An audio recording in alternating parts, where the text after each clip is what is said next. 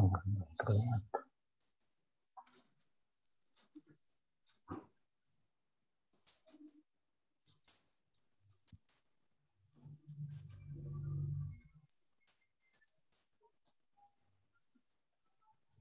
gambarnya sudah terlihat ya?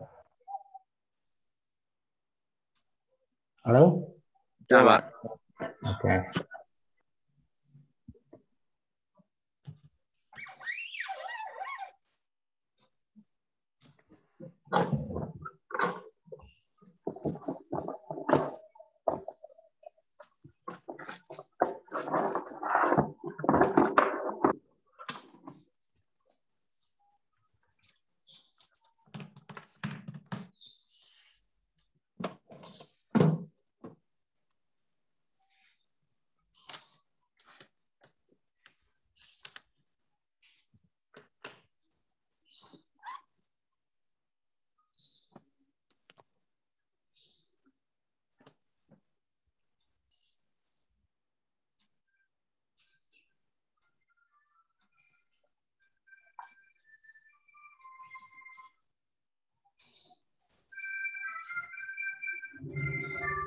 Baik, kita mulai saja.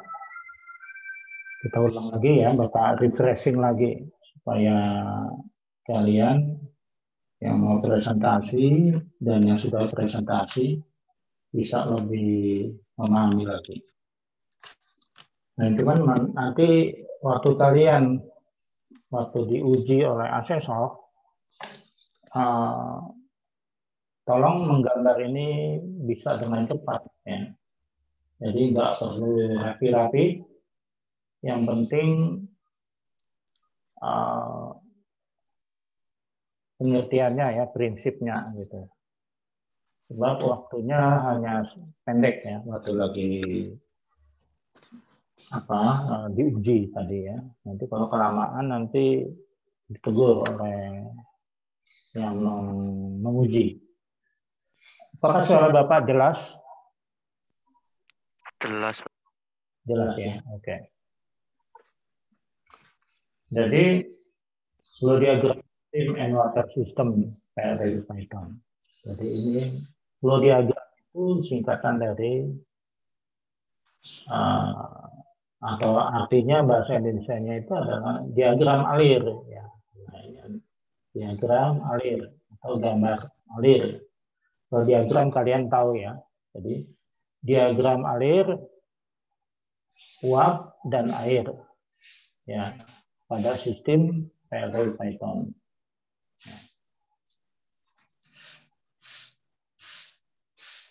Jadi diagram ya bahasa Indonesia agak sulit, jadi kira-kira diagram alir uap dan air pada sistem PLC Python.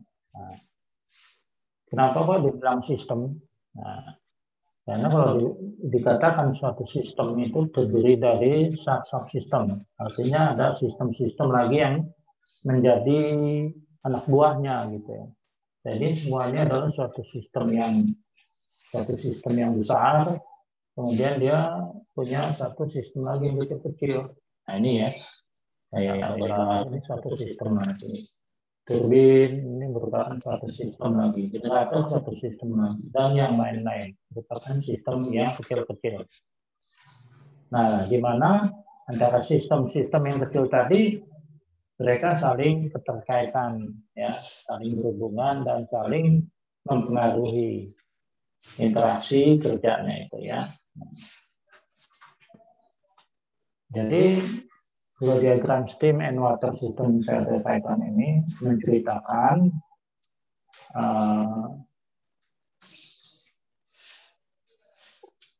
komponen-komponen utama yang ada di PLC Python berikut dengan siklus tertutup daripada air dan uap, di mana dalam rangka untuk menghasilkan energi listrik. Nah, di mana kalian Bapak sudah ceritakan analoginya bagaimana suatu PLT itu bisa menghasilkan tenaga listrik. Di analogi yang sederhananya ya, sudah Bapak sampaikan. Pada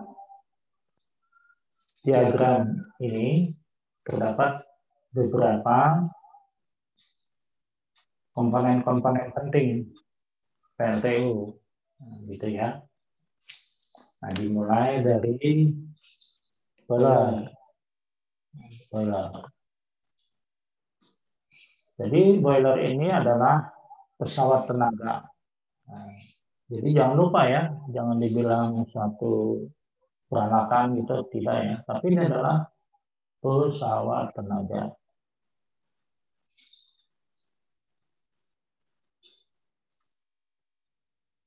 Jadi semuanya turbin juga pesawat tenaga, generator juga pesawat tenaga. Jadi ada 3 ini ya. Boiler, turbin, generator. Mereka itu adalah pesawat tenaga.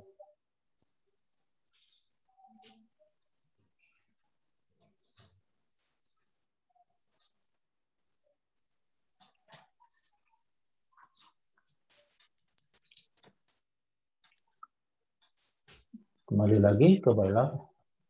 Boiler adalah pesawat tenaga yang fungsinya adalah merubah fasa air menjadi fasa uap ya, yang merubah fasa air menjadi fasa uap kering ya, yang mempunyai energi potensial pada tekanan tinggi dan temperatur tinggi. Oke. Jadi dari fasa air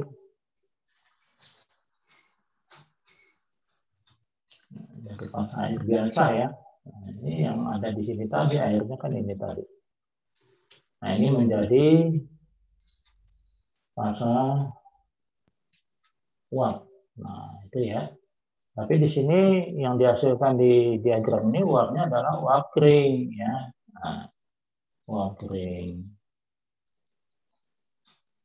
Uap kering atau super heat steam.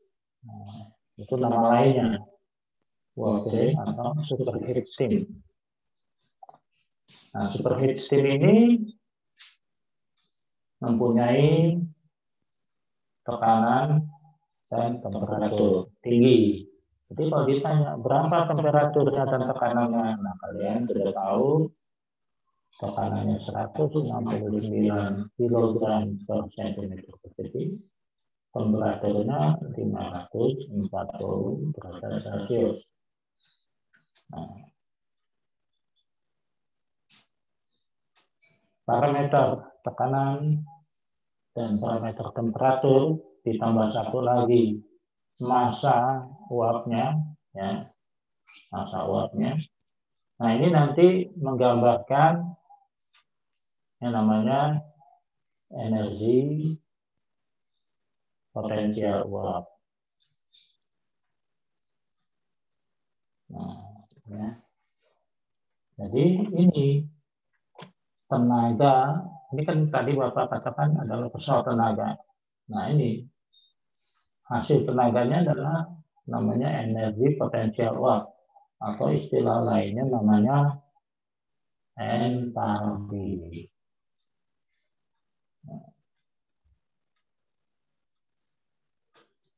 Sampai di sini bisa ditangkap dulu ya.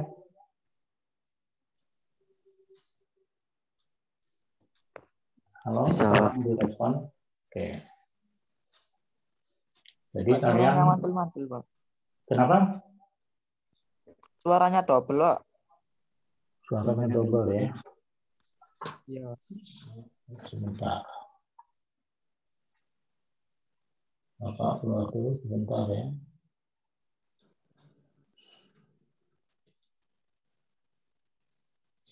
Respon ini.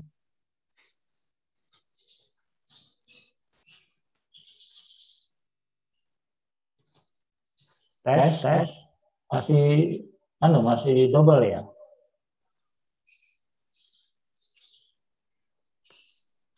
Halo?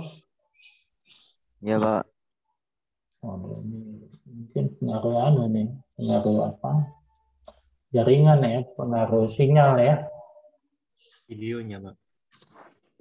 Iya.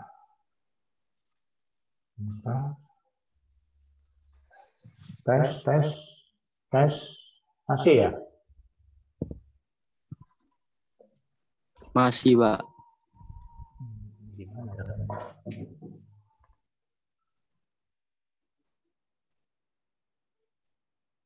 Tapi kadang-kadang tidak double, kadang-kadang double.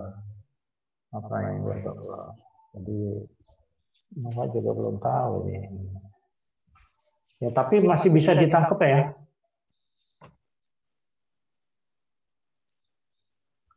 Bapak ngomong pelan-pelan aja dulu dah, anunya speednya ya.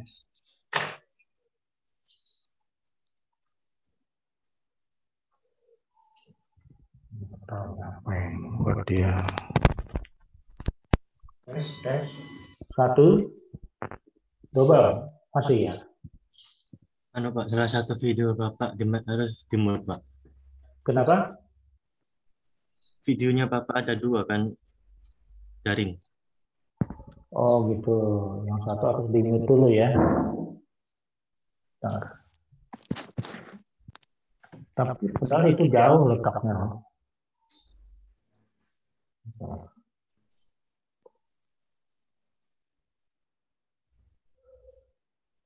Tes. Ya sudah. Sudah ya? Oke. Udah. Tes 1, 2, oke ya. Baik. Mungkin betul berarti. Tadi sampai mana tadi? Oke. Jadi boiler adalah pesawat tenaga. Nah ini hasil tenaganya ini tadi. Energi, potensial uap, atau yang disebut dengan entalpi. Ini sampai di sini bisa ditangkap dulu nggak? Atau diulang lagi? Sekali lagi, Pak. Sekali lagi ya, oke.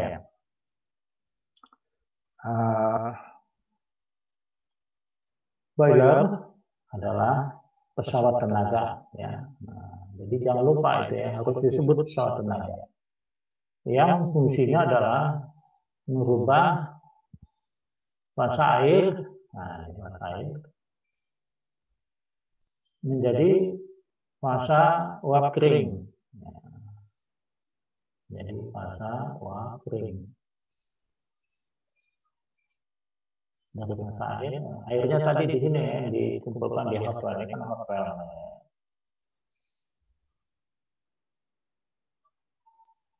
Nama lain daripada fasa uap kering tadi adalah superheated steam. Superheated steam. Jadi uap yang telah dipanaskan lanjut, superheated steam. Di mana dipanaskan lanjutnya ya, di rangkaian superheater tadi ya. Superheater tadi kan terdiri dari LTSH, primary superheater, secondary superheater. Nah, itu ada 3 itu ya.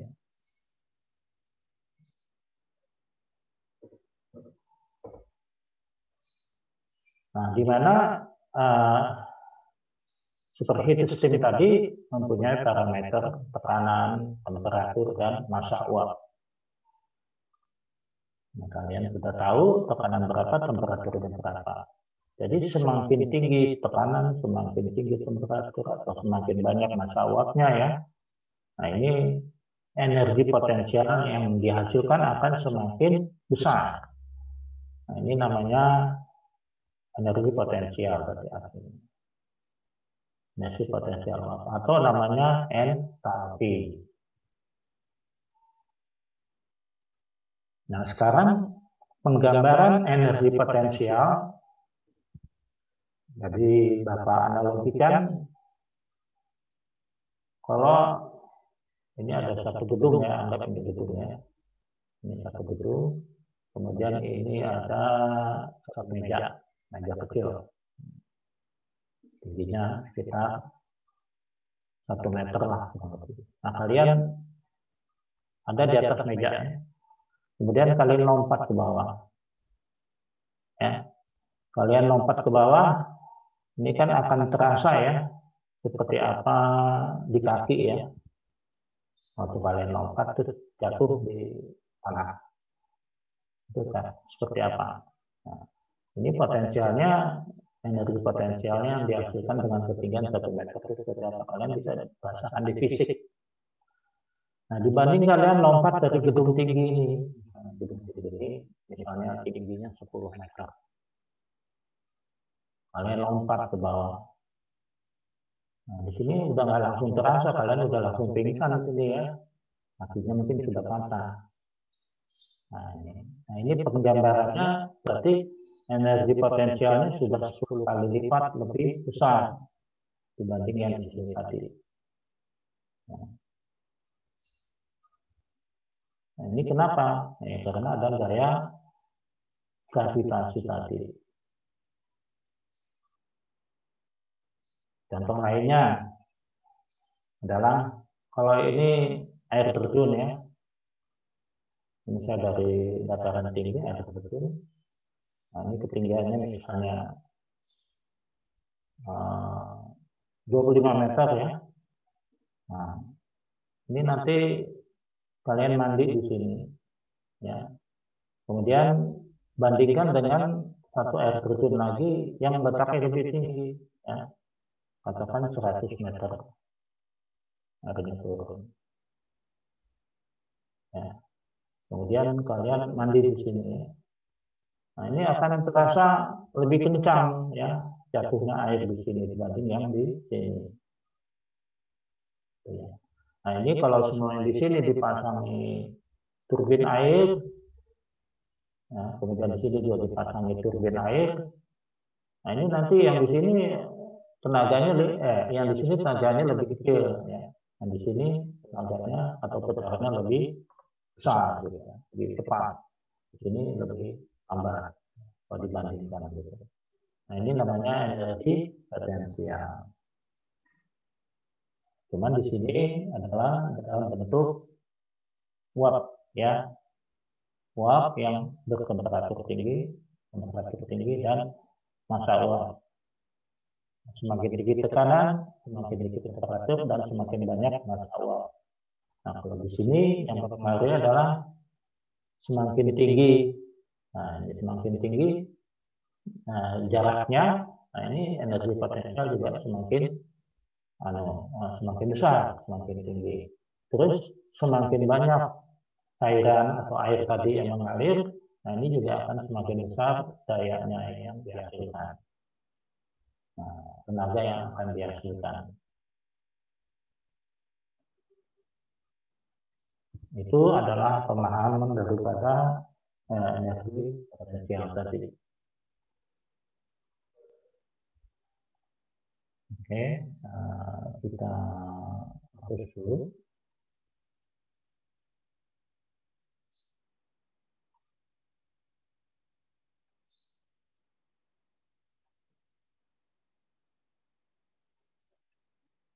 Bagian-bagian utama daripada sistem atau subsistem boiler tadi. Nah, ya. Jadi pertama adalah ruang bakar. Ruang bakar atau furnace.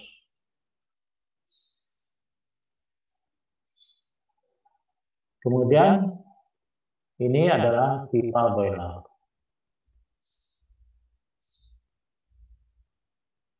Atau nama lainnya dan akhirnya nama wall tube. Ada lagi yang memberi nama pressure tube.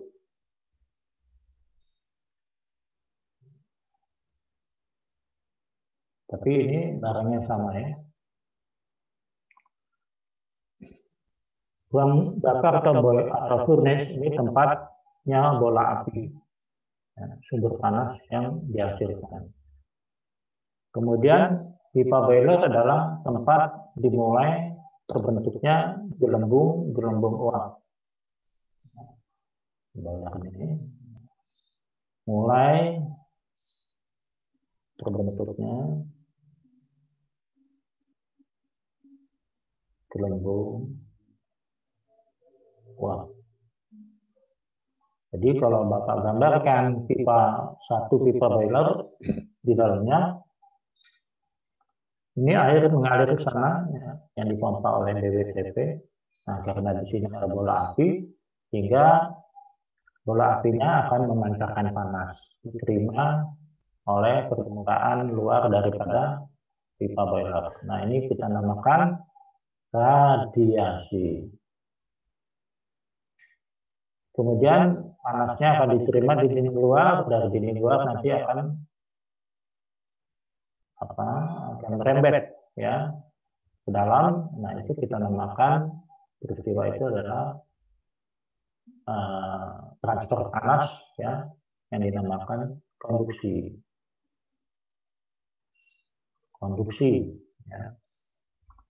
Selanjutnya panas yang di dinding dalam akan diambil ya, akan terangkut oleh air mengalir ini. Kita namakan adalah konveksi. Jadi ada 3 peristiwa penyerapan panas ya, secara radiasi pancaran, secara konduksi kerambatan ya, panasnya merambat dari dinding luar ke dinding dalam. Jadi merambat ya, merambat. Kemudian dari dinding luar diambil oleh air ini, namanya konveksi. Karena air ini mengambil panas, ya, kan dia disirkulasikan, nah, sehingga karena dia merasakan panas atau terkena panas, ya sama kayak air di dalam teko, ini api, ya, sehingga mulailah terbentuk gelembung-gelembung. Nah, di sini adalah airnya ya. Nah, ini nanti cenderung dia akan naik ke atas, yang dinginnya akan cenderung ke bawah. Demikian juga di sini. Nah, gelembung-gelembungnya mulai terbentuk. Nah, ini adalah calon-calonnya untuk menjadi uap. Di samping ada yang masih dalam bentuk air. Jadi ini kondisinya masih campur ya, antara air plus gelembung uap.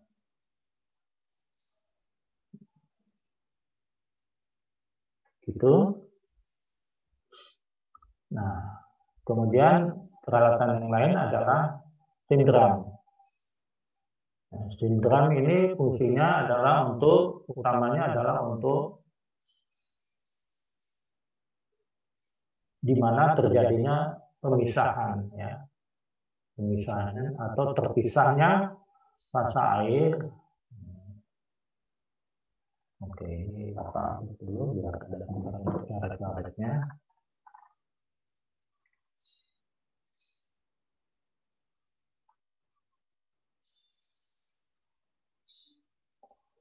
Nah, kalau steam drum ini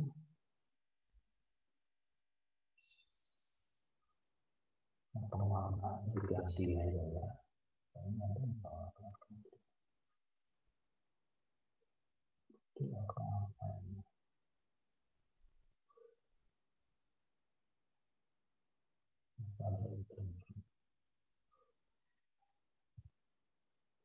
Jadi sini tempat terpisahnya fasa air dan uap. Nah, tadi kan Bapak katakan di dalam pipa-pipa tadi kan kondisinya campuran ya. Nah, campuran antara fasa air dan uap tadi cuma dicampur di sini ya. Nah, kemudian susunannya pipa boiler kan prinsipnya begini bentuknya. Kalau ini pipa-pipa boiler. Nah, ini di bawah ada namanya lower heater. Nah, jadi bukan lower heater ya. Kalian suka nyebutnya pakai T.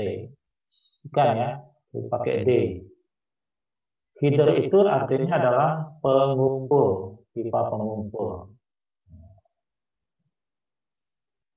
Jadi ini kan tadi asalnya dari sini ya. Nah, dari outputnya PWCP masuk ke lower feeder. Kemudian didistribusikan ke pipa-pipa boiler tadi. Nah, di sinilah mulai terjadi pembentukan gelombang tadi. Kemudian di atas sini ada yang namanya header juga, ini namanya upper header. Upper header. Upper itu bagian atas, lower itu bagian bawah. Ya.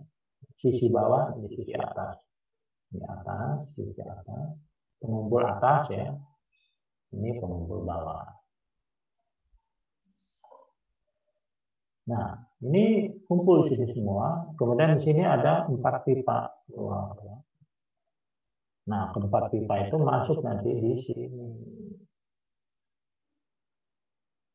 Nah, ini kondisinya campuran masih ya. Nah, begitu mereka sudah berada di sini, ya, karena perbedaan berat jenis antara air dan uap, air itu kan berat jenisnya lebih besar, maka dia akan berada di bawah. Dia kumpul di sini ya. Tadi sini kondisi campuran. Nah, sedangkan yang gelombang-gelombang itu akan naik ya, akan berada di atas. Nah, kemudian di sini ada peralatan separator ya. Jadi ada peralatan separatornya punya steam yang fungsinya adalah untuk menangkap titik-titik air yang masih mengikut di gelembung uap tadi ya. Nah, karena di situ memang gelembung uap adalah uap yang masih mengandung titik-titik air. Nah, tentunya di sini dia udah bukan bentuk gelembung lagi ya, tapi sudah bentuk uap gitu ya, mengalir ke atas. Nanti di sini ada separator kayak visi ya. Nanti dia ditangkap di situ, nah, sehingga titik-titik air tadi kalau sudah banyak akan jatuh lagi ke sisi air di sini.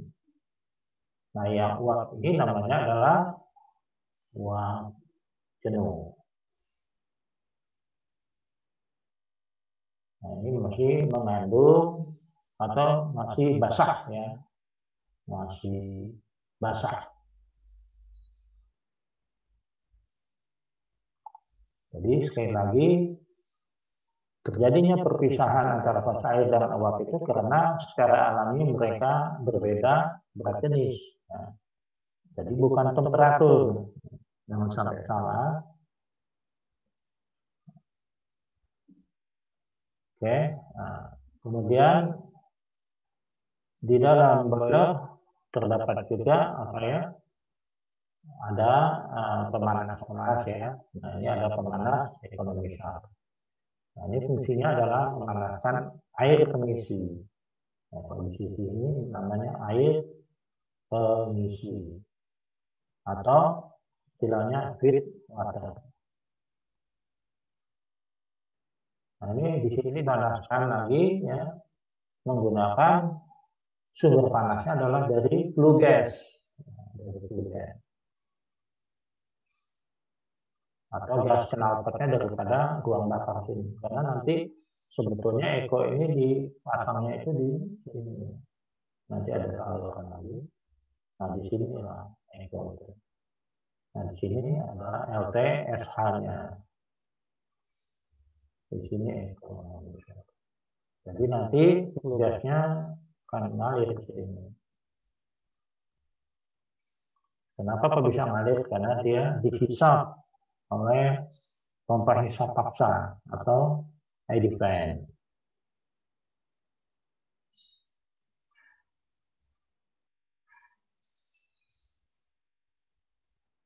Bisa ditangkap dulu sampai di sini.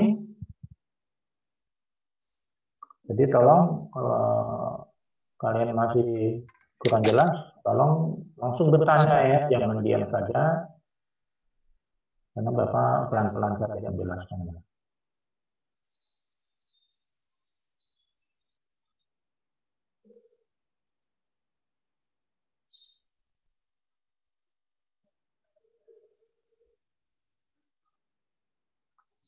Apalagi kemudian pipa boiler sudah, lower header sudah. Nah, ini adalah pompa BCWP, Boiler Circulating Water Pump, yang fungsinya untuk mensirkulasi massa air ya, massa air. Massa air itu yang ada di tadi lewat pipa down kamar ini.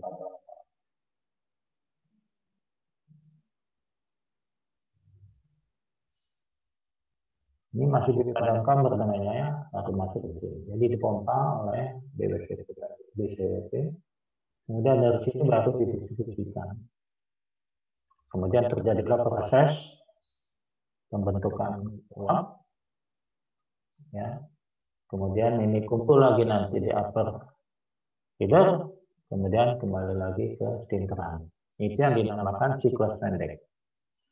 Di mana siklus pendek tadi fungsinya adalah untuk menangkap atau menyerap sebanyak mungkin panas yang dihasilkan oleh bola api tadi.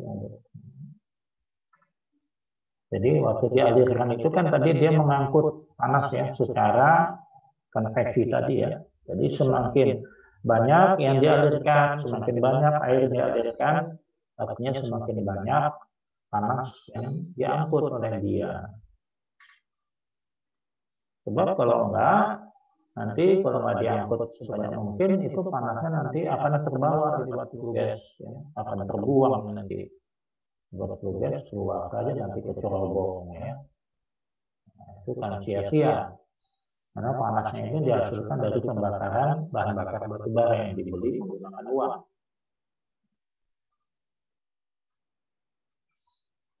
Nah, kemudian di dalam boiler ada rangkaian pemanas lanjut seperti tadi.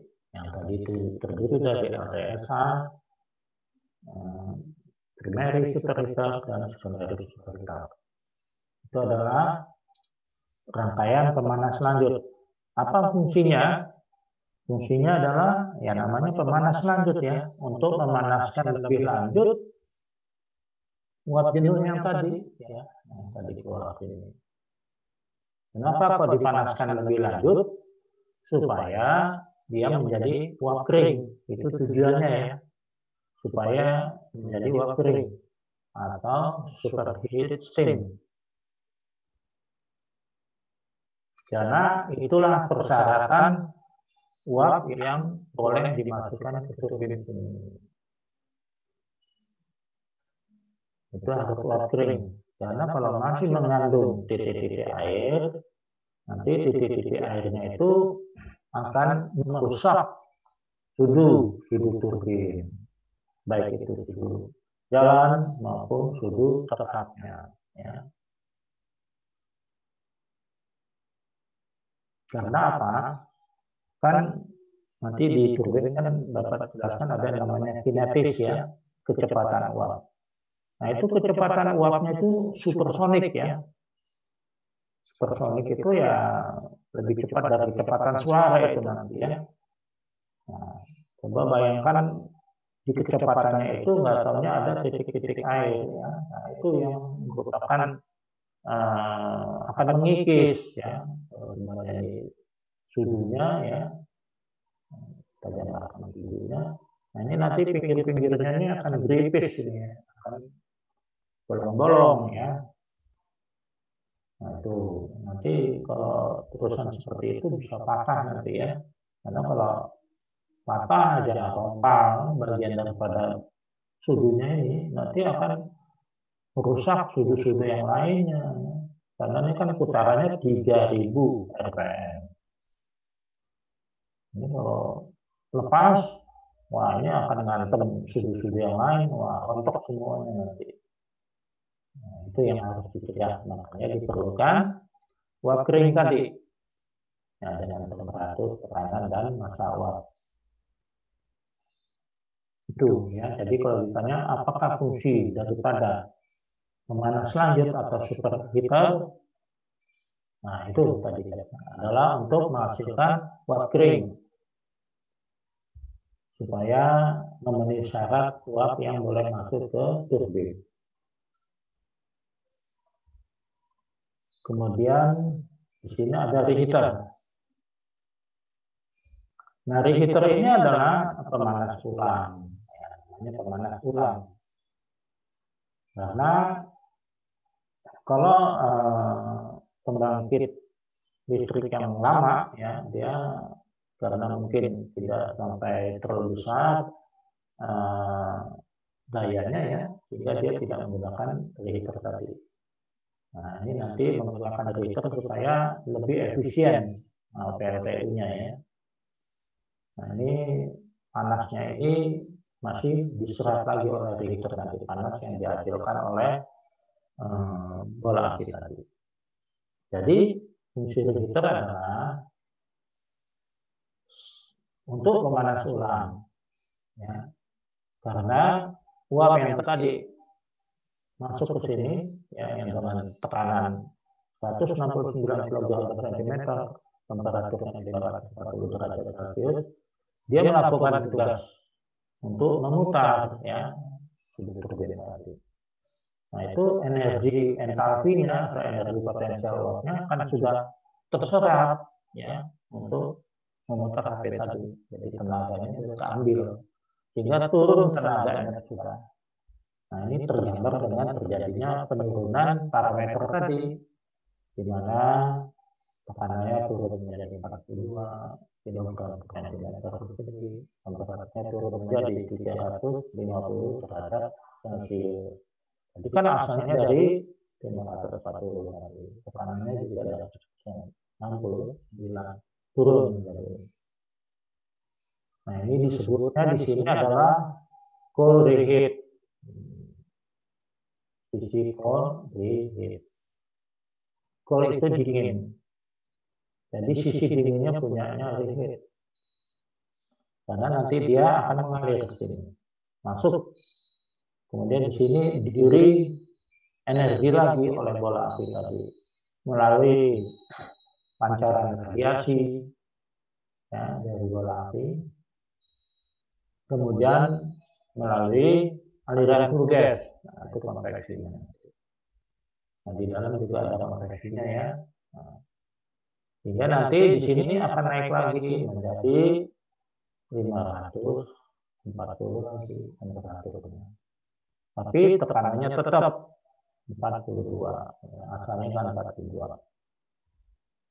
Kenapa kok tekanannya tetap, ya? Karena kan nggak ada lagi yang memompa, ya, yang membuat tekanannya menjadi naik, nggak ada. Di sini hanya menaikkan suhu saja dari 350 dinaikkan lagi menjadi 540.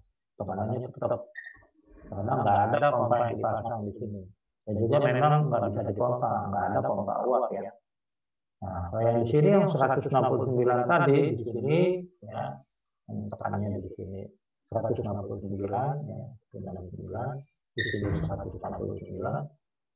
Ini asalnya adalah hasil kerja daripada boiler kita.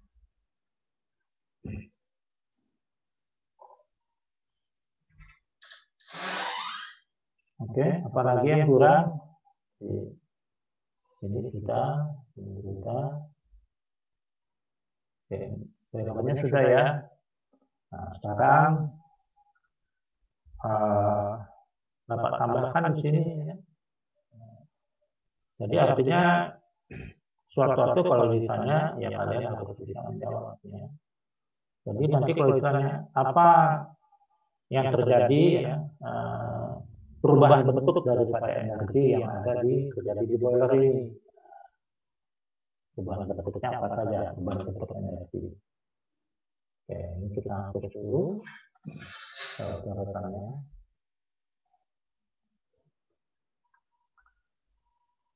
Pertama, energi yang terkandung dalam bahan bakar.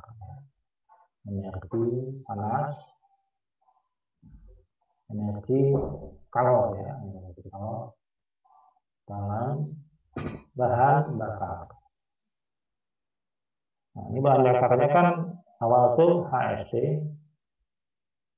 dan selanjutnya adalah batu bara. Nah, ini sampai beban 30%. Nah, ini adalah mulai 30% sampai 100%. Nah, ini masing-masing mempunyai kalori. Ya. Ini juga mempunyai kalori. Jadi energi kalor yang ada di HSD maupun batu bara tadi, ya, itu nanti dirubah. Ya. Nah, ini dibilang energi kalor dalam bahan bakar masih dalam bentuk kimia, ya, masih dalam bentuk kimia dibilangnya. Nanti di sini karena ada proses pembakaran, ya, bahan bakar dimasukkan sini, nah ini nanti akan berubah menjadi energi panas. Ya. Ini asalnya dari kalor tadi. Semakin banyak bahan bakar dimasukkan, artinya semakin banyak kalori yang dikirim masuk. Nanti artinya akan semakin panas. Nah, kemudian tadi kan ada panasnya ini kan diserap, ya, oleh seperti pembakaran melalui radiasi, konveksi dan konveksi, sehingga menghasilkan energi potensial uap. Sehingga menjadi energi potensial uap. Nah, di sini ada energi potensial uap.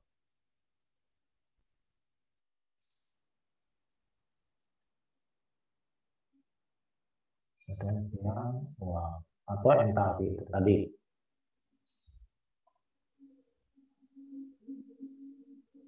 Oke, berapa orang lagi terjadilah konversi, ya, atau konversi, namanya konversi.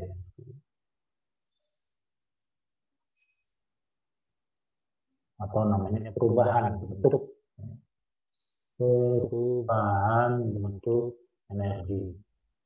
Jadi energi kalor dalam bahan bakar, ya, masih dalam bentuk kimia, dirubah dengan proses pembakaran menjadi energi panas.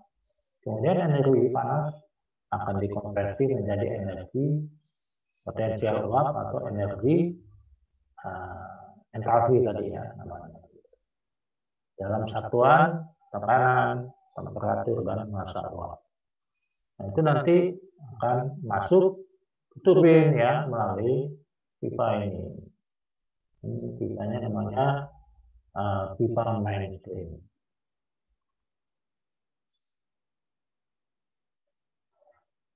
Mainstream itu kalau bahasa Indonesia berarti uap utama.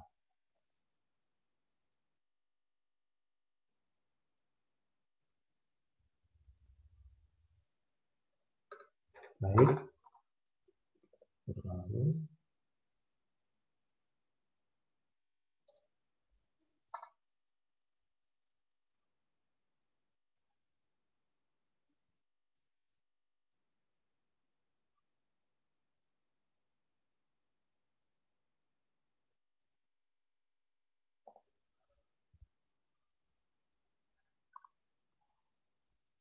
Uap yang sudah memenuhi syarat atau uap mainstream tadi atau uap utama tadi dengan temperatur, tekanan, dan massa tadi akan masuk ke sini, ke HP turbin. Nah, di sini nanti akan dirubah dari energi potensial uap tadi menjadi energi kecepatan uap atau kinetis. Kecepatan pancaran uap, ya, kecepatan pancaran uap. Dia memancar, menyemprot, ya. Jadi nanti dia akan melalui suatu laluan, ya, yang namanya nozzle.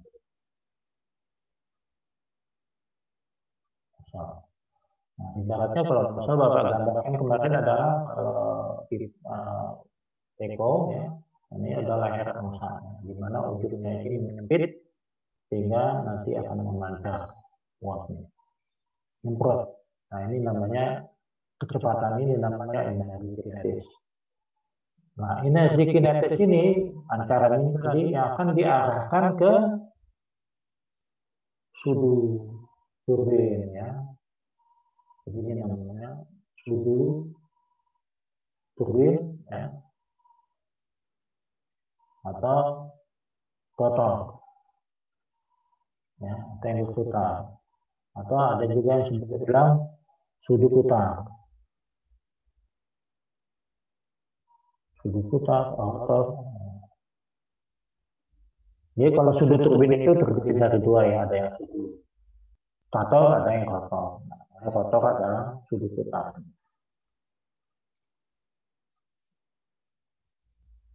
Kecepatan uap tadi atau energi potensial, energi kinetis tadi akan mendorong, ya akan mendorong, akan memutar ini.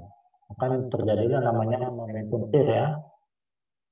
Akan terjadi karena sudutnya ini kan dibentuk sedemikian rupa ya, agak miring gitu ya, sehingga nanti kecepatan uap tadi akan menendang ya, akan mendorong dia ya berputar.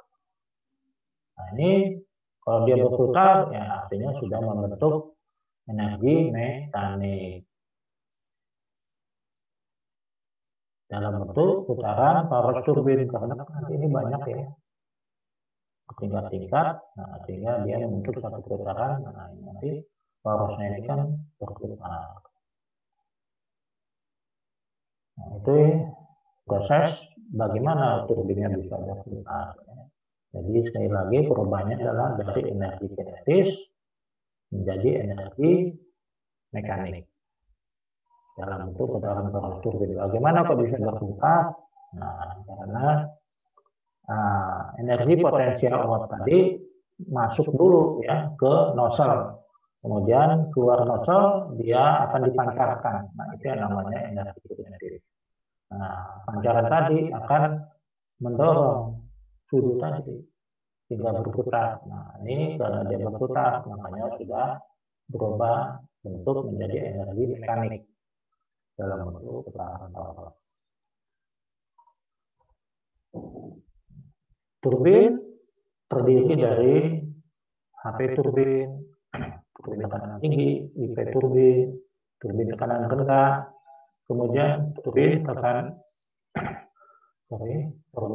menengah, kemudian turbin tekanan rendah, yang sisi A dan sisi B. Ini semua dalam satu poros. Juga dengan porosnya rotor generator. Jadi ini satu poros dengan bagian yang berputarnya daripada generator, atau bagian yang berputar daripada generator yang dinamakan rotornya generator.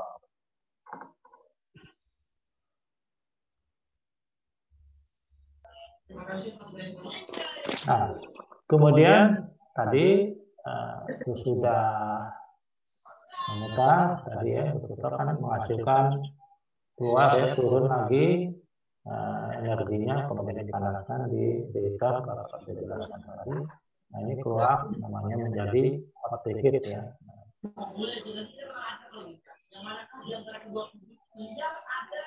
Hot reheat. Jadi uap hot reheat. Nah ini dimasukkan ke yang turbin tekanan menengah. Ini akan terjadi peristiwa yang sama seperti di HP turbin ya. Dia bertugas lagi memutar sudut-sudut turbin yang ada di IP dengan cara yang sama. Jadi ada lewat nozzle, ada lewat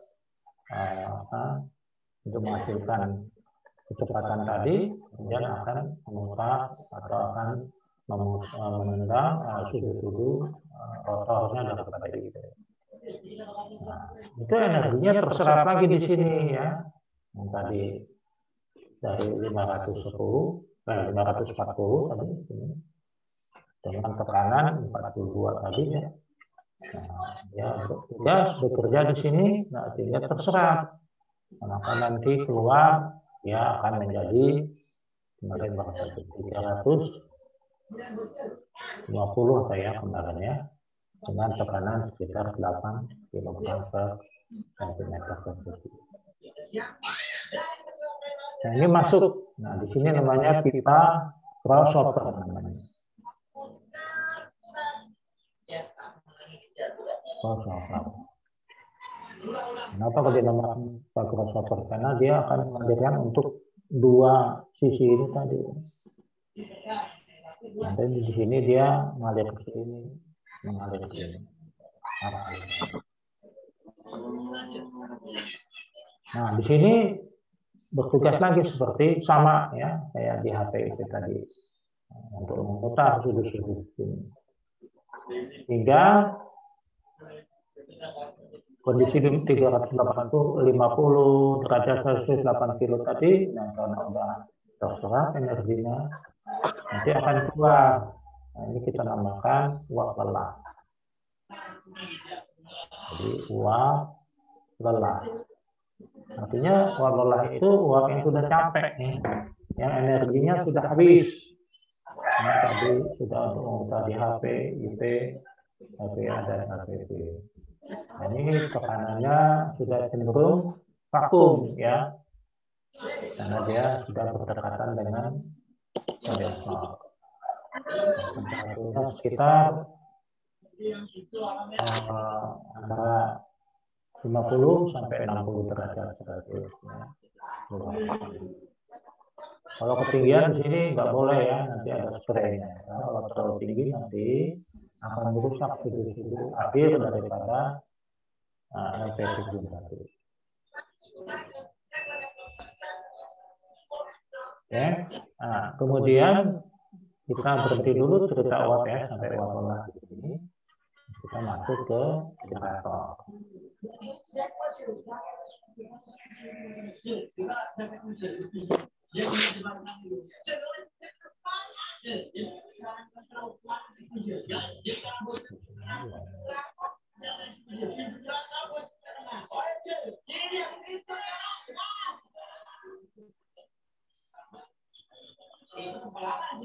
Karena arus turbin tadi jadi satu dengan arusnya rotor generator, sehingga kalau turbin berputar atau arus turbin berputar berarti rotor pun ikut berputar. Ya. Nah, di generator ini terdiri dari dua bagian utama, ya. Ada rotor, ada stator.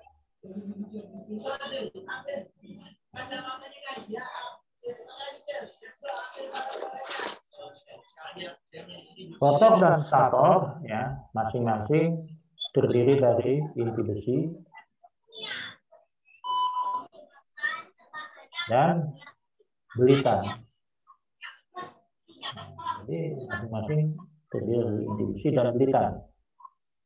Jadi rotor punya inti besi, punya belitan. Ya, kalau namanya belitannya belitan rotor, jadi stator juga gitu, inti stator dan belitan stator. Pada belitan rotor, itu diberikan arus penguatan, ya, arus DC dari luar. Arus DC dari luar. Jadi kalau kita gambarkan rotor,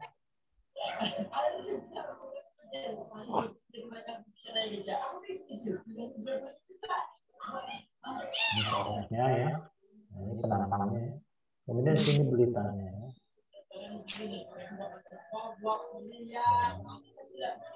Ini ujung belitannya. Nah, ini nanti diberi arus DC dari luar ya, kualitasnya positif negatif. Ya. Nah, besar kecilnya arus penguatan tadi ini akan diatur oleh satu sistem lagi ya, namanya adalah exciter ya. Di mana di dalamnya ada pengatur tegangan ya, ada APR-nya, automatic voltage regulator-nya. Jadi dia mengatur seberapa banyak arus penguatan yang diberikan sesuai dengan keperluan generator di dalam menanggung atau membangkitkan tegangan dan dayanya. Nah, karena tadi di sini diberi tegangan ini tadi, sehingga di sini inti besinya otomatis akan menjadi magnet, ya. Nah, di sini magnet utara, ini magnet selatan. Nah, bagaimana cara menentukan ini magnet utara, magnet selatan ya, tergantung bagaimana arah menggulung belitannya ini tadi ya. Nah, itu akan menentukan kutub magnet ya. Tetapi kita tidak bahas itu ya. Katakanlah ini sudah menjadi kutub magnet utara dan kutub magnet selatan. Di mana antara kutub utara dan kutub selatan ini akan terjadi namanya garis gaya magnet. Nah, ini namanya garis gaya magnet atau bahasa umumnya dikatakan namanya flux.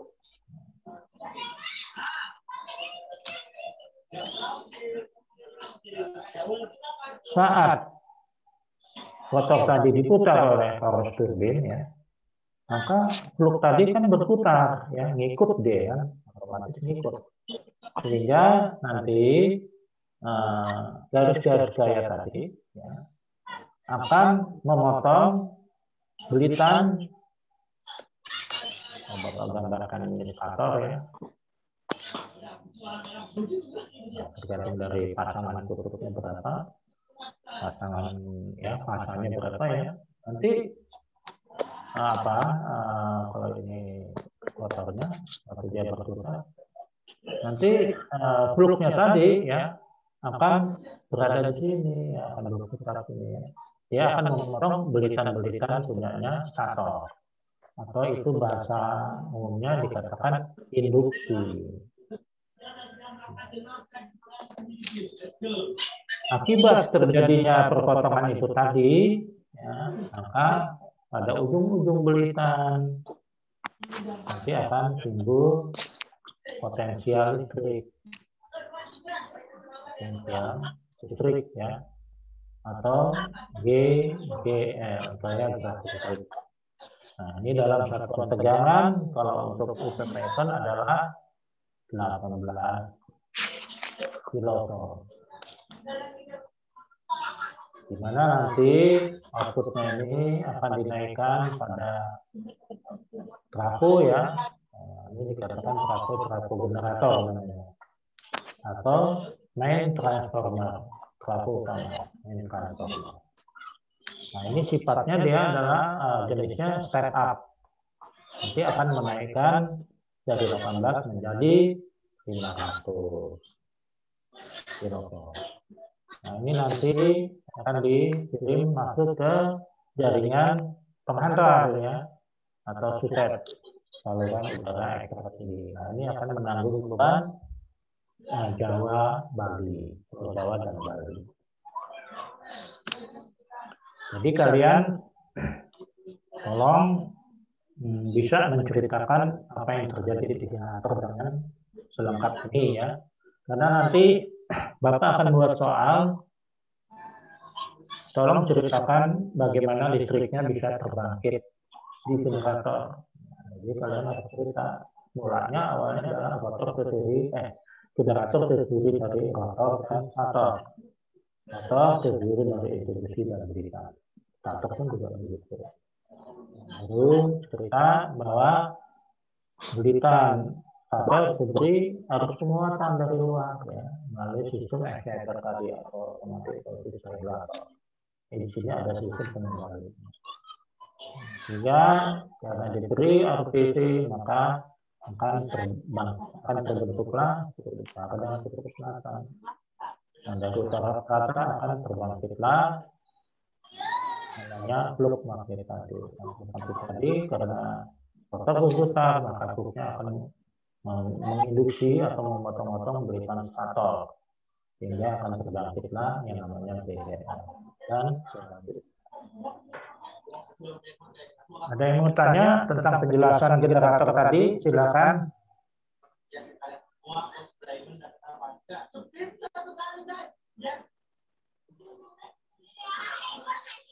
Halo? Tidak, Pak. Tidak ya.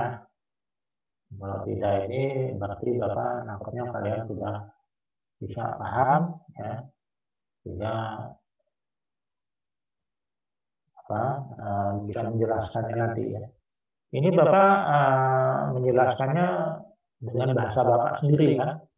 Nah, kalian nanti waktu presentasi ya pakai bahasa dan kalimat kalian sendiri ya.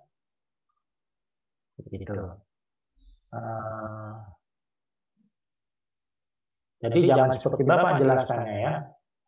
Jelaskannya adalah yang penting-penting saja. Kalau nanti efeknya apa kalau kalian menjelaskan sampai detail-detail ya, kalian nanti akan terjebak sendiri dengan pertanyaan-pertanyaan dari asesor. Jadi kalian jelaskan yang penting-penting saja. Nah, yang detail-detail ini kalian simpan ya. Itu adalah praktiknya seperti itu. Karena nanti kalau yang kalian simpan itu nanti akan ditanya oleh asesor ya. Nah, kalian karena sudah punya simpanan, kalian bisa langsung jawab ya. Tapi kalau kalian sudah jelaskan semua detail ya, itu juga di samping waktunya panjang lama nanti akan timbul pertanyaan yang lebih detail lagi dari asesor nanti ya. Nah, itu akan menyulitkan kalian.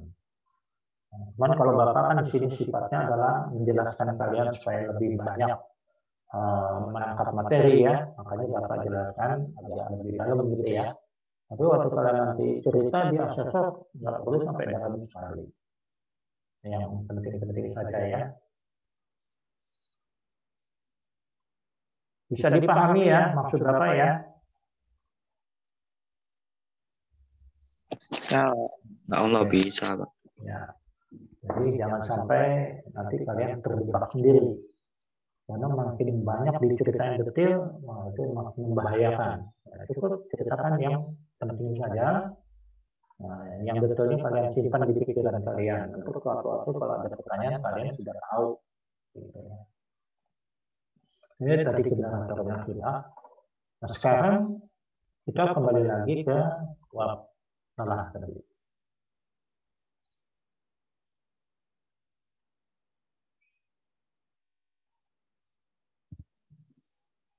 Uap lelah tadi ya. Dan kita masuk ke penjelasan kondensor.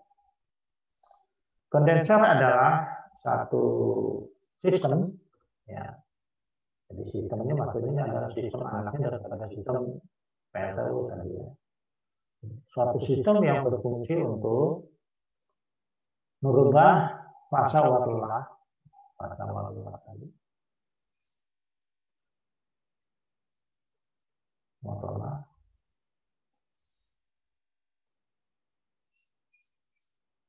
menjadi air. Nah, itu dulu. Uap lelah menjadi air atau fase air. Jadi nanti ditampung di hot well. Kalau keseluruhan ini namanya kondensor, tapi bagian bawah, bak yang paling bawah ini yang fungsinya menampung fase air tadi itu namanya hot well.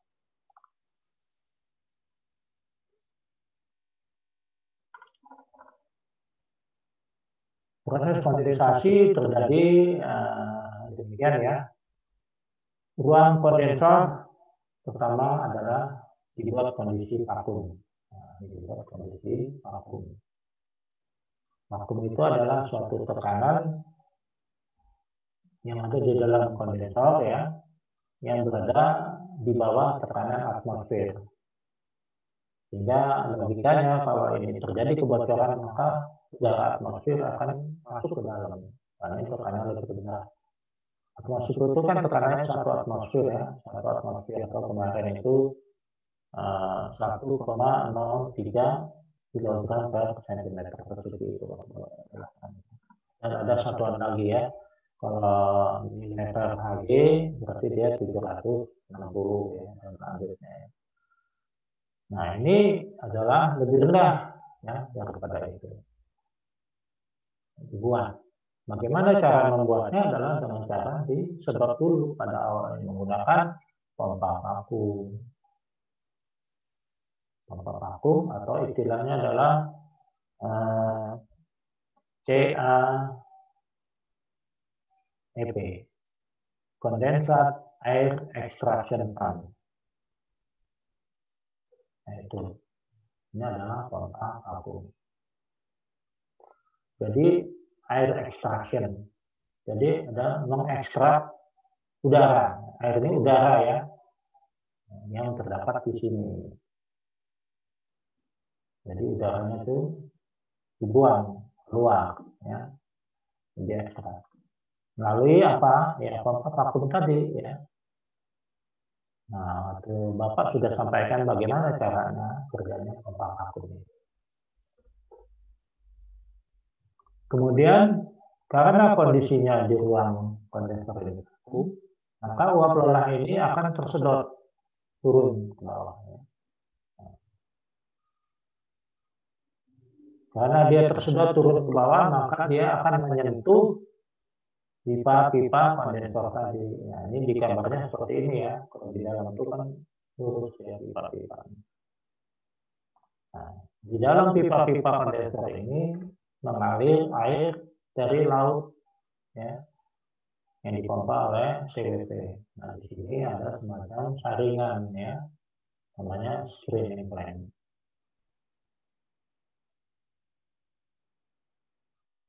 Kalian kalau jelaskan ya nggak usah dijelaskan ya, screening plant-nya. Kalian simpan saja. Nanti takutnya ada pertanyaan nanti dari asesor. Kok air laut disedot gitu aja kan banyak sampahnya gimana? Gitu kan? Nanti sampahnya masuk semua dong. Nah, itu kan nanti kalian jelaskan bahwa di sisi hisap atau sebelum hisap oleh CWP itu terpasang satu sistem namanya screening plan. Jadi ini adalah untuk menyaring sampah-sampah tadi. Nah, Bapak sudah sampaikan juga ke kalian di screening plan terdiri dari apa. Kemudian air laut dipompa oleh CWP masuk ke inlet water box. Nah, inlet water box ini adalah semacam pengumpul juga kayak feeder tadi, kayak lower feeder. Nah, tapi di sini adalah untuk pengumpul air laut. Jadi air laut kumpul masuk di ruangan ini. Ini yang dinamakan inlet water box. Kemudian dari inlet water box dia akan didistribusikan ke pipa-pipa kondensor tadi. Nah, melakukan tugas dia, apa tugasnya adalah mendinginkan uap lelah tadi. Nah, kemudian karena dia mendinginkan, dia jadi panas kan, maka dia akan keluar di sini, pengumpul sisi luar atau hidro sisi luar, yang namanya outlet water box. Nah, kemudian nanti baru keluar lagi ke laut lagi melalui outlet kanan. Nah, di sini proses kondensasinya adalah karena tadi sudah tersedot vakum turun ke bawah, kemudian terjadi sentuhan di sini ya, di mana uap lelah yang panas akan didinginkan sehingga uap panas tadi akan uap lelah tadi akan berubah bentuk menjadi titik-titik air. Sudah kayak hujan di sini ya, jadi dia akan turun kumpul di sini di hotel tadi. Nah, itu tadi fungsi-fungsinya ya. Fungsinya boiler, turbin, generator, dan kondensor. Nah, kemudian Bapak jelaskan lagi, di sini ada pemanas-pemanas awalnya yang terdiri dari LPH. Kenapa dinamakan LPH atau low pressure heater? Karena dia menggunakan uap-uap dari turbin tekanan rendah. Nah, dari sini nantinya. Ini turbin tekanan rendah. Makanya dibilang low pressure heater.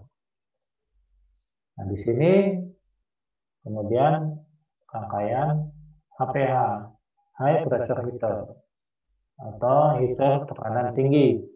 Kenapa kok dibilang tekanan tinggi? Karena menggunakan uap sebagai sumber panas diambil dari turbin tekanan tinggi. Nah, dari sini.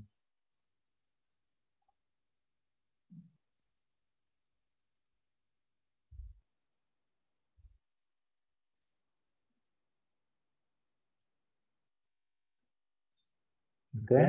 Nah, kemudian di sini ada pompa CP. Nah, pompa CP tugasnya apa?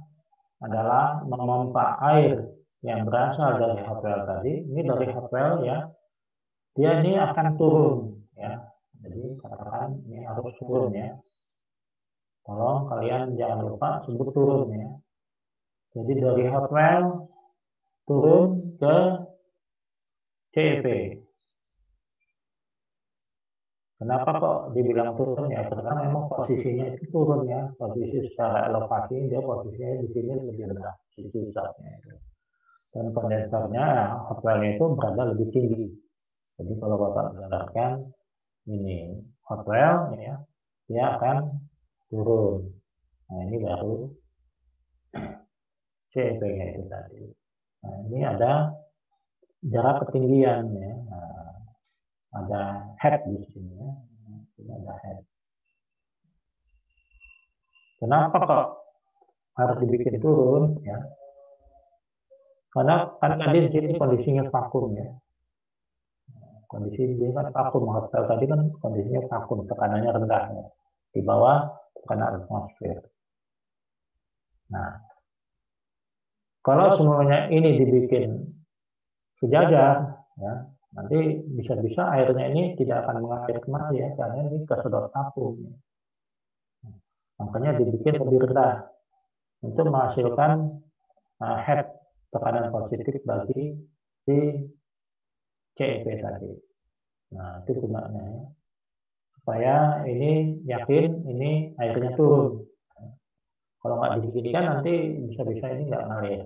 Karena di sini vakum ya. Nah, sehingga dibikin turun. Supaya dia ngalir turun ke bawah. Untuk menghasilkan sisa positif bagi CEP-nya tadi. Nah, tugasnya CEP apa? Adalah untuk memompa air kondensat yang dari hotel tadi menuju ke derator. Nah, itu dulu menjelaskan seperti itu. Baru melalui serangkaian pemanas awal low pressure heater. Nah, barulah kalian menceritakan perjalanannya tadi. Masuknya temperaturnya dari 44 derajat. Ya, di sini 44 derajat kemudian dipanaskan oleh heater 1 oleh LPA 1 menjadi 80 derajat Celcius, di mana sumber pemanasnya diambilkan dari LPB dengan temperatur berapa itu ya, 87 derajat Celcius dengan tekanan minus 0, berapa kemarin? Minus 0,2 kilogram ya per sentimeter persegi. Dan selanjutnya sama ceritanya ya. Nah, kalian kalau bisa ya hafal dengan besaran temperatur dan tekanan.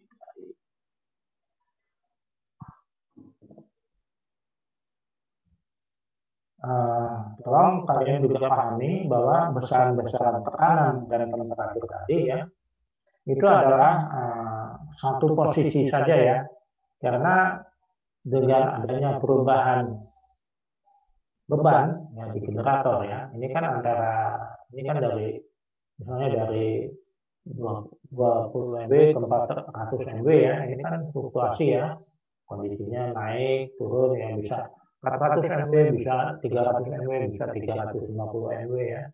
Nah, itu nanti akan mempengaruhi besaran-besaran tekanan dan temperatur yang ada di dalam siklus. Ya. Nah, itu kemarin yang kita pelajari adalah pada salah satu posisi beban. Ya.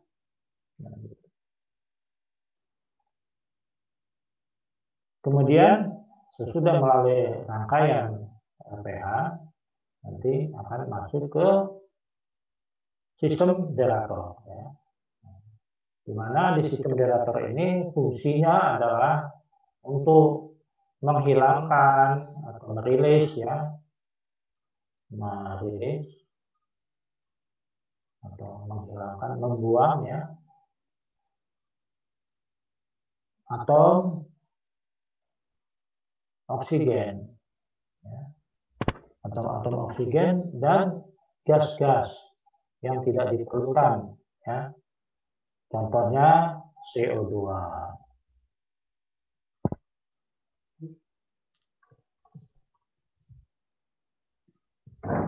Contohnya CO2 tadi, ya. Karena CO2 dan gas atau atom O2 tadi, ya, ini akan menimbulkan efek negatif, ya, pada pipa boiler, pada suhu-suhu turbin. Dia akan menimbulkan karat melalui proses yang namanya oksidasi. Nah, ini oksidasi ini ada rumus kimianya, ya. Nah, ini tidak kita bahas.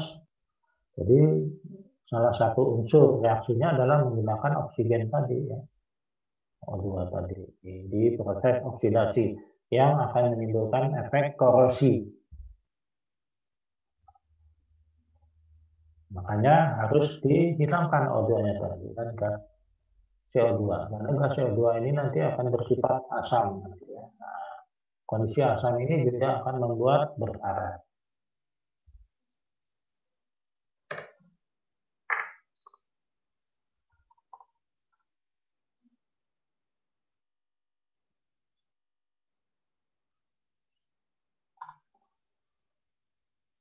Bagaimana proses yang terjadi di generator, ya, yang di sini, ya, yang di generator tadi.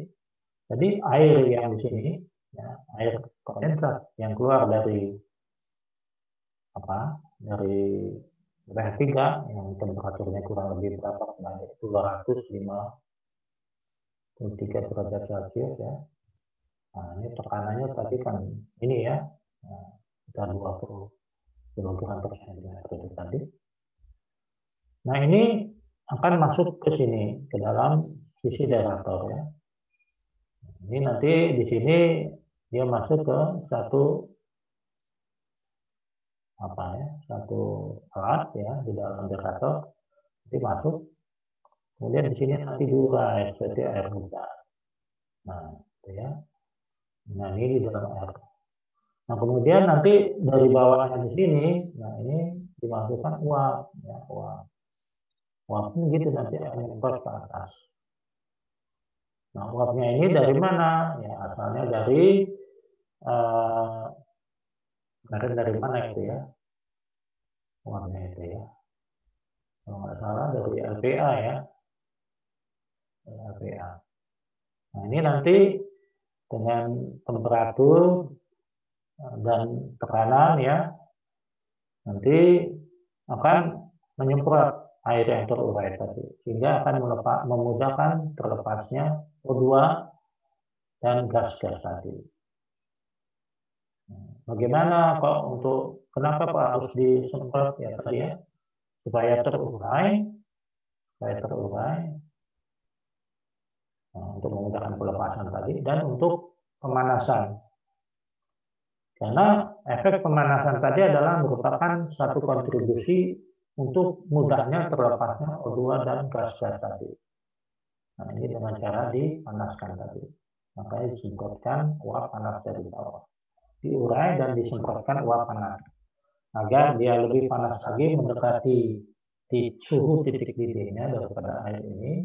Nah, guna untuk memudahkan terlepasnya O2 dan gas-gas tadi. Nah, sehingga nanti di dalam ruangan generator tadi akan terjadilah kondisi campuran tadi, ya, tekanannya menjadi berapa, ya, kita nggak salah sekitar 4,5, ya, temperaturnya berapa itu sekitar 166 derajat Celcius. Nah, kondisi air yang sudah terbuang oksigen dan gas-gas lainnya nanti akan masuk ke sini, generator.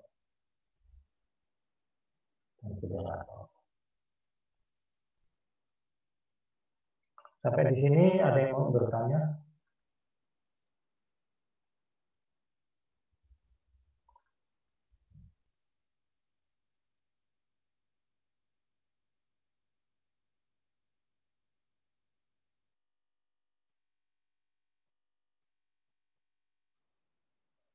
Nggak ada yang ditanya ya? Halo, tolong direspon dulu.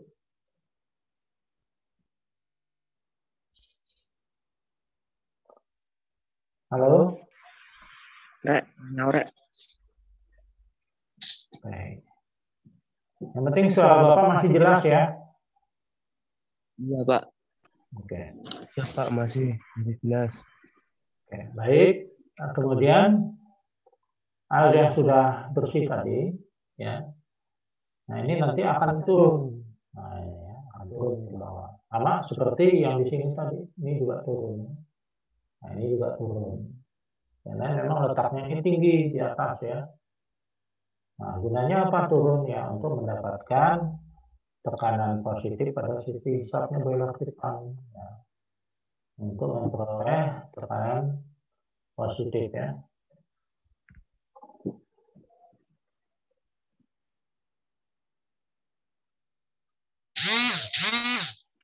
Nah, di sini dengan adanya ketinggian ini, nah, di sini akan memperoleh tekanan positif ya, sekitar 8 kilogram per sentimeter persegi. Jadi tekanannya sudah ada di sini. Kenapa kok seperti itu? Karena BV ini mempunyai tugas berat ya. Dia harus mengirim air atau memompa air ya dari sini menuju ke singkang yang letaknya tinggi sekali. Dan juga mempunyai tugas untuk menaikkan tekanan menjadi 169 tadi ya. Nah, itu tugasnya boiler hitam. Makanya dia dibantu dulu untuk dinaikkan sisi hisapnya tadi. Caranya derator tadi dipasangnya tinggi ya. Nah, kemarin sudah Bapak jelaskan fungsinya derator adalah untuk memompa air ya dari derator menuju ke keran. Kedua adalah untuk menaikkan tekanan ya, tekanan sisi feed water ya. Namanya ini adalah sesudah outputnya ini namanya adalah feed water. Bisa. Feed water atau air pengisi.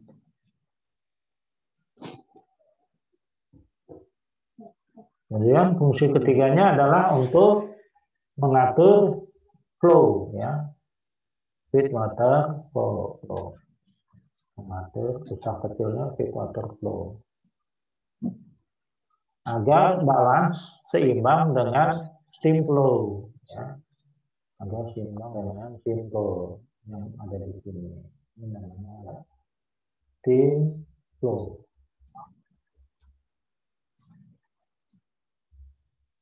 Karena di sini uapnya atau steam flow-nya atau aliran uapnya akan banyak, akan sedikit tergantung daripada uap yang diperlukan untuk memutar para turbin ini. Makin besar beban generator, artinya makin berat sambungannya generator, yang muter juga tenaganya harus lebih kuat, gitu ya. Nah, karena kan prime movernya atau pemutaran generator adalah rangkaian turbin. Sehingga kalau bebannya makin tinggi, dia harus lebih banyak lagi energi yang dikirim masuk ke turbin. Gimana caranya memperbanyak energi adalah memperbanyak, salah satunya adalah memperbanyak aliran uap yang masuk ke sini. Ke turbin nanti. Karena kondisinya temperatur dan tekanannya kan sudah stabil ya. Normal operasi kita sudah 540 dengan tekanan 169 tadi ya. Nah, sehingga memperbanyak dan mempersedikit jumlah aliran uap yang masuk ke turbin. Itu untuk menanggung beban generator. Nah, sehingga ini perlu diimbangi dengan aliran air yang dimasukkan ke boiler ya. Boiler ini melalui steam pump. Nah, itu tadi fungsi ketiga. Fungsi keempat daripada boiler pump ini adalah untuk mengirim air untuk spray water ya. Jadi untuk mendinginkan uap yang mau masuk ke HP turbin atau ke sisi turbin atau nanti yang di IP turbin juga. Jadi uap yang masuk ke HP atau IP turbin ini juga tidak boleh terlalu panas. Nah, itu ada batasannya tadi ya. Nah, itu kalau terlalu panas nanti sebenarnya kan tadi dari cengkeram ya masuk dulu ke rangkaian LTSH. Kemudian LTSH nanti masuk ke rangkaian apa tadi primary ya, masuk ke primary superheater. Kemudian nanti ke secondary superheater. Nah, ini nanti diukur uapnya ya melalui namanya alat ya, temperatur transmitter, ya, termokopel ya. Nanti dicek. Kalau ini terlalu tinggi, maka akan memerintahkan memperbanyak air spray ya yang dari sini. Nah, spraynya dikirim di sini, di dalam pipanya ini. Jadi kalau Bapak gambarkan pipanya mainstream, nanti di sini ada nozzle ya. Nah, nanti di sini air disemprotkan di sini. Nah, ini katakanlah aliran uapnya. Nah, ini disemprot air di sini. Ya. Tapi ya airnya dalam bentuk apa ya, spray ya, halus ya. Nah, jadi adanya di sini. Kalau di sini nanti terlalu panas ya. Nah, di sini di spray. Nah, tentunya ada air tadi kan.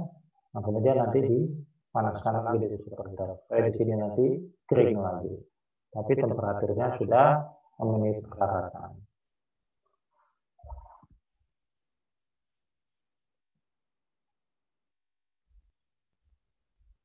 Selanjutnya nanti dari boiler pipa baru melalui rangkaian pemanas tekanan tinggi. Nah, kalian bisa menjelaskan sesuai yang suhunya berapa ya, airnya keluarnya berapa, kemudian dari uap diambilkan dari mana ya. Nah, itu dijelaskan dengan nilai-nilainya. Kemudian baru masuk lagi ke economizer. Nah, ini economizer adalah pemanas berikutnya sesudah pemanas awal, di mana sumber pemanasnya diambilkan dari aliran flue gas. Nah, aliran gas bekas daripada ruang bakar atau boiler tadi. Nah, di sini dinaikkan lagi suhunya. Nah, kemudian ini masih dalam bentuk air, kemudian akan kumpul di sini ya, di bagian bawah. Kemudian dari sini baru dia turun lagi melalui pipa dan pompa, dipompa, kemudian menuju lower header dan seperti yang Bapak ceritakan tadi. Bagaimana mulai bisa terbentuknya belum kuat tadi. Kita masuk lagi ke steam drum. Nah, terjadilah pemisahan.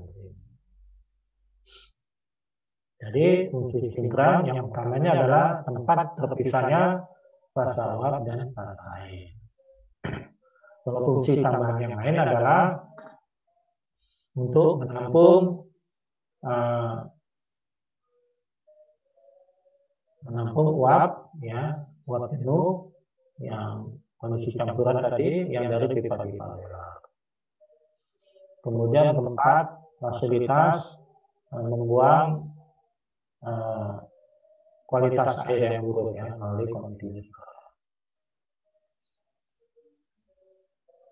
Jadi tadi tempat terpisahnya uap air, tempat menampung uap jenuh, tempat membuang kualitas air yang buruk melalui fasilitas magang.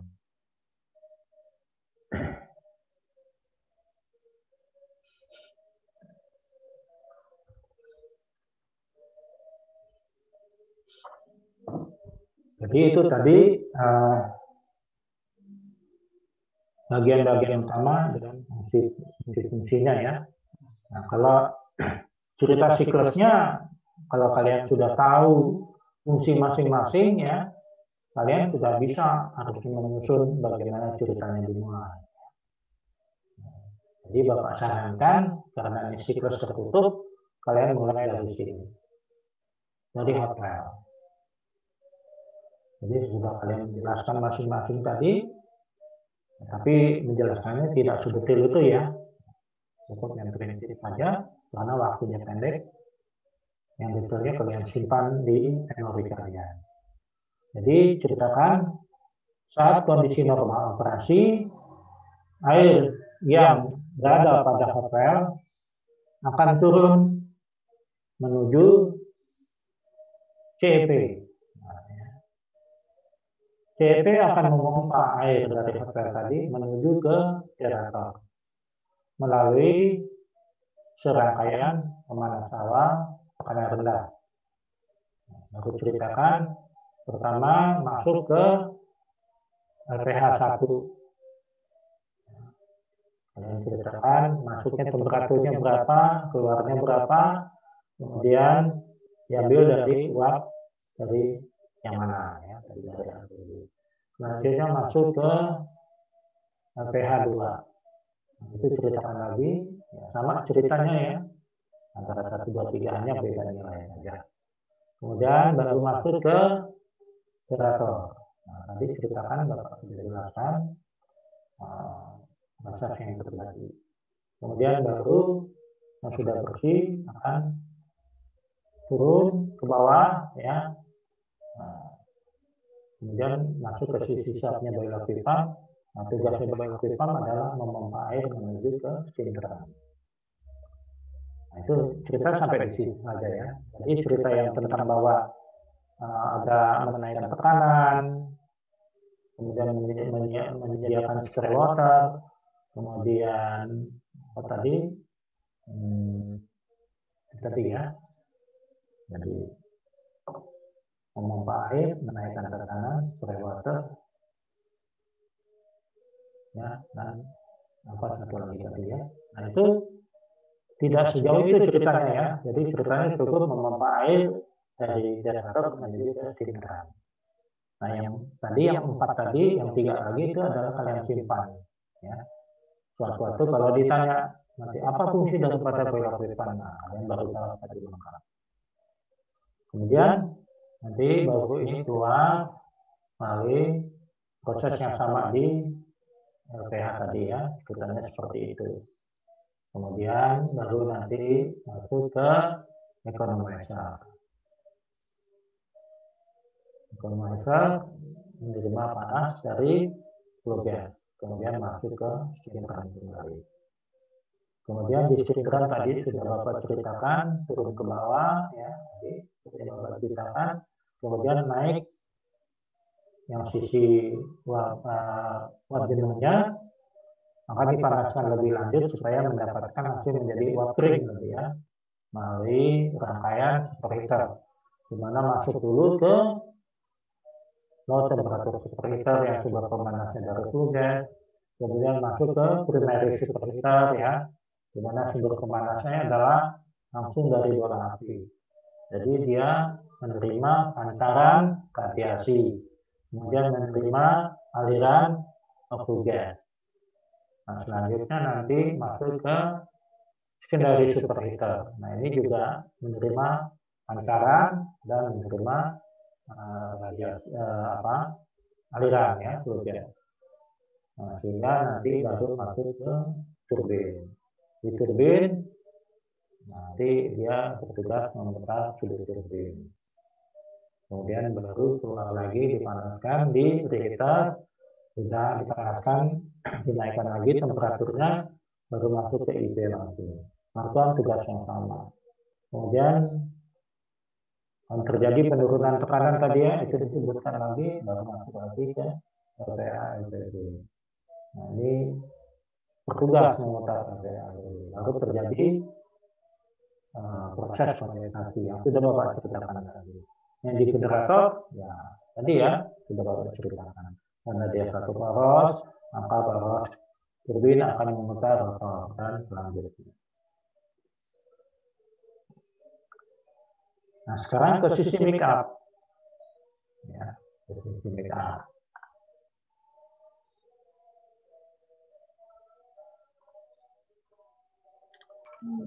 Karena siklus ini beroperasi secara terus-menerus, ya, maka suatu saat mengalami kualitas buruk ya pada air siklusnya, itu terukir dengan kadar garam yang meningkat tinggi ya, terutama kadar silika.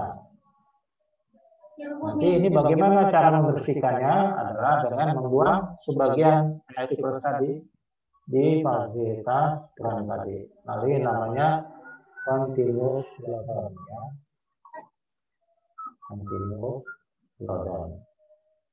Nah, sehingga air siklusnya akan berkurang ya. Karena kan dibuang sebagiannya dibuang berkurang. Nah, itu nanti akan terasa kecenderungan level hormonnya akan rendah ya. Nah, itu nanti perlu ditambahkan air dari make up atau air penambah yang asalnya adalah dari sumber air desa Kelontong ya, dengan kapasitas kolamnya adalah 12.600 liter. Air dipompa oleh pompa Kelontong menuju ke well water atau tangki penampung air dengan kapasitas 50 liter. Kemudian dari well water akan dipompa menuju tangki surface water. Kemudian dari surface water akan turun secara gravitasi ya, bisa dipompa lagi menuju ke sistem water treatment plant. Sistem water treatment plant tadi kan kalian tahu ada pre-treatment, ada demineralized treatment. Pre-treatment adalah untuk menghilangkan kotoran-kotoran yang berlubang pada terlarut. Demineralized adalah untuk menghilangkan kadar garam atau mineralnya ya. Jadi ini bukan dam ya, tapi kadar garam atau mineral dengan cara atau prinsip pertukaran ion ya, atau bahasa Inggrisnya ion exchanger.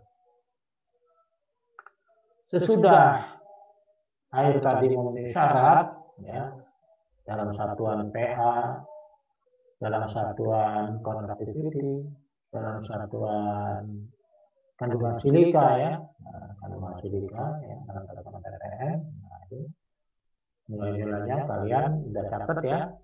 Nah, sudah memenuhi syarat itu baru nanti ini namanya air demin. Air demin ini akan ditampung di tangki demin.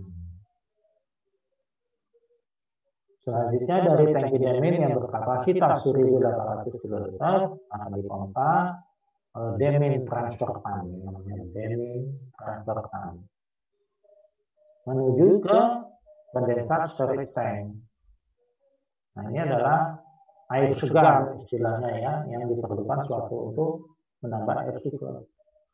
Sehingga jika terjadi kekurangan air siklus, maka akan dikirim melalui pompa kondensat pump ya, menuju ke outlet. Oke. Nah, yang menyebabkan berkurangnya yang paling utama tadi adalah membuang kadar air yang buruk, dan yang keduanya adalah jika terjadi kebocoran-kebocoran ya sepanjang siklus tadi ya, kan melalui pipa-pipa, melalui katup-katup, di sini melalui ribuan pipa-pipa boiler ya. Nah, suatu-suatu pipa boilernya ada yang bocor ya, sehingga air siklusnya berkurang karena tadi bocor. Nah, ini nanti perlu diisi lagi.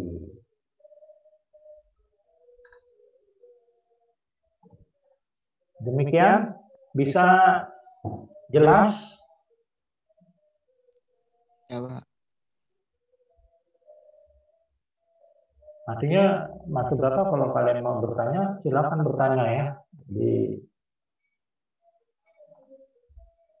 Tadi sudah Bapak sampaikan triknya ya, nanti kalau diuji kalian gambar, makanya kalian latihan di rumah ya, bagaimana menggambar siklus ini dengan cepat. Karena menurut pengalaman Bapak ya, nanti ini soal seperti ini adalah populer ya, minimal kalian sudah tahu namanya bisa mengikuti PGBK, kalian harus menguasai ini. Walaupun artinya dengan level kalian ya, kalian sudah menguasai dengan level kalian. Karena kalau level-level yang lebih tinggi lagi, ini akan lebih detail lagi ya ceritanya ya. Jadi kalian bisa mengantar ini dengan cepat. Tolong nanti waktu menggambar lagi ini ya, service cutter tanknya digambar ya. Nah, nanti waktu lagi menjelaskannya tidak ketinggalan. Kalian nanti gambar dengan cepat. Kemudian menjelaskannya juga ya, sesuai dengan Bapak sampaikan tadi. Ya, yang penting-penting saja. Bisa tadi kayak boiler pipa ya, ceritakan saja bahwa boiler pipa adalah untuk memompa air dari generator menuju. Nah, yang kalian simpan di otak kalian adalah untuk menaikkan tekanan, ya, untuk mengatur, membalans pipa terflow harus dibalans dengan steam flow, kemudian menyediakan spray water tadi. Itu ya. Kemudian di generator juga ya, tidak cerita sedetail Bapak tadi ya, tapi ceritakan seperti yang kalian biasa ceritakan bahwa dengan cara memutar plug yang dihasilkan oleh motor pada buritan stator, sehingga pada ujung buritan stator akan kebangkitlah DPR. Nanti kalau semua ditanya, coba ceritakan bagaimana sih kok bisa terbangkit plug dan segala macam. Nah, kalian ceritakan dengan jelas motor terdiri dari motor terdiri dari ditanya ini tidak harus penguatan. Nah, itu detail ya. Tapi nanti kalau di soal Bapak ya lain lagi ya, mungkin Bapak nanyanya agak detail gitu ya. Karena kan Bapak sudah sampaikan. Karena kenapa Bapak begitu? Karena Bapak ingin kalian juga menguasai. Jadi kalau di dalam pertanyaan asesor tadi tidak harus detail gitu. Kalian simpan saja yang detailnya supaya nanti kalau ada pertanyaan kalian sudah tahu. Bisa pahami yang Bapak sampaikan? Insya Allah. Insya Allah Pak, bisa.